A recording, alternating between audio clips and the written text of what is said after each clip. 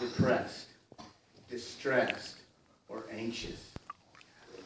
Pretty much all of us, right? Because life throws things at us. But how'd you deal with it? How did you cope? Just throw your hands in the air and say, whatever, this is how life is? Or did you curl up in a corner and just want to die? Sometimes we feel like that, don't we? But let's find some comfort from the scriptures tonight in chapter 30 of 1 Samuel. Now here is David and his men, his faithful followers. They were out of town. And while they were gone, while all those warriors of the town, while they were gone, something happened. Look in verse 3. It said, when David and his men came to the city, they found it burned down, and their wives and their sons and their daughters had been carried off captive.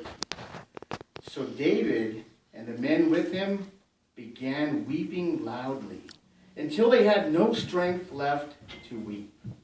So here, all their families, all their possessions, everything had been taken away by these Amalekite raiders. And what they didn't take, they burned down to the ground. So they came back and found nothing. And added on top of that, notice verse 6.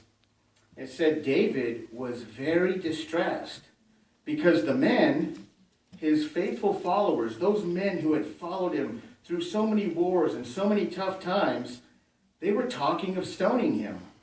For all the men had become very bitter over the loss of their sons and daughters.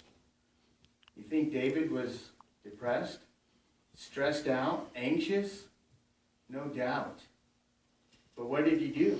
Did he just throw his hands in the air and tell the men, go ahead, stone me. Let's get it over with? No. Look at the end of verse 6. It says, but David strengthened himself by Jehovah his God. No doubt, David turned in fervent prayer to Jehovah, asking him for the ability to cope with this distressing situation and to find the way out. And Jehovah came to his aid, just like he will for you and I. He will come to our aid, but we have to ask him. We have to turn to him in these times of distress. And Jehovah will give us the strength we need to cope. Well, this was the highlight I found in this week's Bible reading.